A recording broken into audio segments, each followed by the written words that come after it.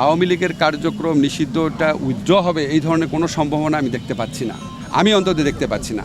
আওয়ামী লীগের কার্যক্রমে নিষেধাজ্ঞা প্রত্যাহারের সম্ভাবনা নেই বলে জানিয়েছেন আইন উপদেষ্টা ডক্টর আসিফ নজরুল। তিনি বলেন, যখন একটা দলের কার্যক্রম নিষিদ্ধ করা হয়, স্থায়ী কি অস্থায়ী এ ধরনের প্রশ্ন থাকতে পারে, কিন্তু আওয়ামী লীগের কার্যক্রমের উপর দেওয়া নিষেধাজ্ঞা উঠিয়ে নেওয়া হবে এরকম কোনো সম্ভাবনা আমি দেখছি না। বুধবার দুপুরে বরিশালে পূজা মণ্ডপ পরিদর্শন করতে গিয়ে সাংবাদিকদের সঙ্গে আলাপকালে এ কথা বলেন তিনি।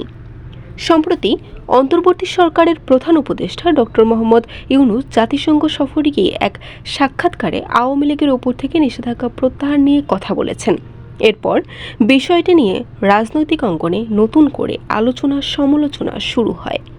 ফ্যাসিবাদী সংগঠন নিয়ে প্রধান উপদেষ্টার বক্তব্যের প্রসঙ্গ টেনে জানতে চাইলে আইন উপদেষ্টা ডক্টর আসিফ নজরুল জবাবে বলেন, আওয়ামী লীগের কার্যক্রমের নিষেধাজ্ঞা দ্রুত প্রত্যাহার হবে এমন কোনো সম্ভাবনা নেই।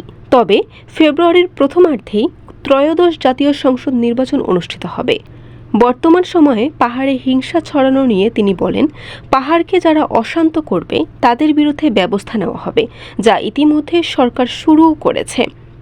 আইন উপদেষ্টা বুধবার দুপুরে বরিশাল সার্কিট হাউসে পৌঁছে নগরীর নতুন বাজার সংলগ্ন শঙ্কর মঠ পরিদর্শন করেন। এ সময় তিনি হিন্দু সম্প্রদায়ের নেতৃবৃন্দের সঙ্গে সাক্ষাৎ ও কুশল বিনিময় করেন।